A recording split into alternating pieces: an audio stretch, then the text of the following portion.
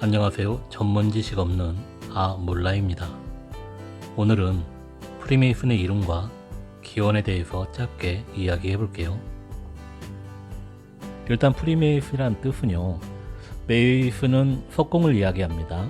돌을 다루는 사람이죠. 건축가라고 보시면 되고요.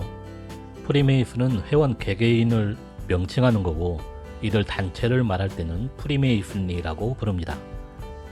지금은 그냥 프리메이슨이라고 하죠. 중요한 건 아닙니다. 석공 중에는 단단한 돌을 다루는 석공과 좀 더 무른 돌을 다루는 석공으로 나뉘었는데, 이 무른 돌을 다루는 석공을 줄여서 프리메이슨이라고 합니다. 프리메이슨들은 중세시대에 성당이나 궁전을 지으면서 건물을 섬세하게 조각하는 일을 했던 겁니다. 뛰어난 기술자들이었고 그만큼 혜택과 대우도 많이 받았죠. 건축을 위해 다른 나라로 이동을 할 때도 하이패스였던 거죠. 프리패스였고 하이패스였던 거죠.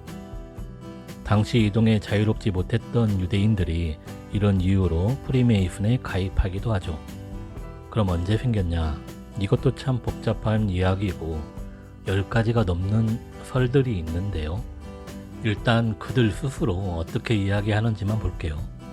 프리메이슨도 중세시대에 박해를 받은 적도 있었기 때문에 비밀리에 활동을 하다가 1717년에 영국 런던의 술집에서 몇 사람이 모여 다시 프리메이슨을 결성했다고 하죠. 이때를 공식 설립일로 보시면 됩니다. 2017년 프리메이슨 300주년 기념 행사도 약 5,000명 정도 모여서 아주 거창하게 했죠. Freemasonry has To all our brethren to receive the most merciful, the Grand Master.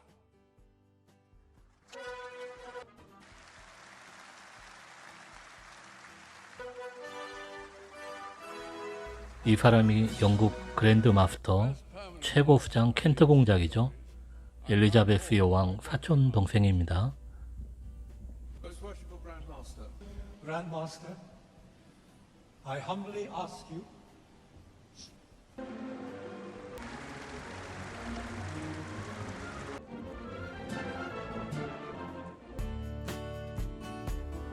아무튼 1717년 이때는 석공들의 모임이라기보다는 계몽주의 시대에 그 자유주의 사상가들의 모임식으로 만들었다고 보는 것이 맞을 것 같습니다. 신중심주의가 아니고 인간 중심주의였던 거죠. 그리고 다들 잘 아시겠지만 프리메이슨은 단계별로 회원이 나누어지는데 최고 33도까지 보기도 하고 48도, 52도까지 보기도 하고 몇백 단계라고 말하는 분들도 있는데 이것도 사실 중요한 건 아니죠. 몇백 단계는 맞는 것 같지도 않고요. 프리메이슨은 중앙 집권 체제가 아니고 각 지역별로 이렇게 자유롭게 로지를 운영하기 때문에 서로 다른 점이 분명히 있고요. 물론 서로 정보는 주고받겠죠. 그런데 확실한 건 스코틀랜드 판은 33도로 나눈다고 합니다. 왼쪽에 33계단이죠. 오른쪽은 요크파입니다. 아무튼 뭐든지 피라미드 모양 다단계는 좋을 게 하나도 없습니다. 안 그래요?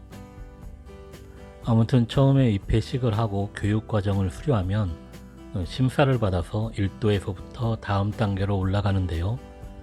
4도부터는 비밀을 폭로하지 않는다는 서약을 하고 비로소 비밀 회원이라고 느낀다고 하는데, 그래봤자 피라미드 구조에서 보면 아직 피라미죠. 이 피라미 도리뱅뱅이 갑자기 생각나네요. 아무튼 어느 정도가 되면 이 성전 기사단이나 기타 기사단에 가입도 할 수 있다고 합니다.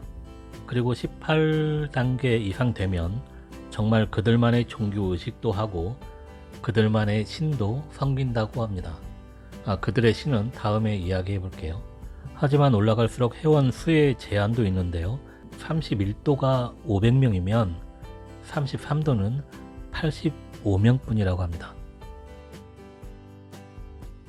그리고 여성분들은 가입할 수가 없었는데 약 100년 전부터 여성도 프리메이슨 단체가 있습니다. 그런데 여러분, 프리메이슨들은 자신들의 기원을 좀 더 멀리 보고 있는데요.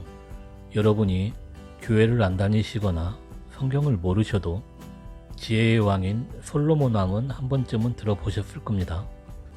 지금으로부터 약 3000년 전에 솔로몬 왕이 이스라엘 성전을 건축하죠. 당시 두로 왕이었던 히람이 많은 도움을 줬는데요. 두로는 현재 레바논의 도시입니다. 솔로몬이 청해서 당시 기술자였던 히람을 히람 왕이 보내줍니다. 동명이인이에요. 아무튼 솔로몬이 히람에게 성전 건축을 맡기죠. 성경에는 아버지가 두로 사람이고 과부의 아들 히람이라고만 나옵니다.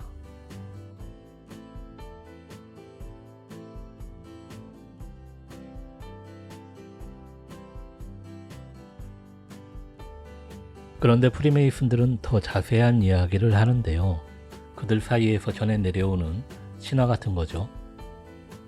히람이 성전의 비밀과 특별한 건축 기술을 알고 있었는데 이 비밀을 알아내려고 다른 기술자들이 3명을 대표로 뽑아서 매복을 시키죠.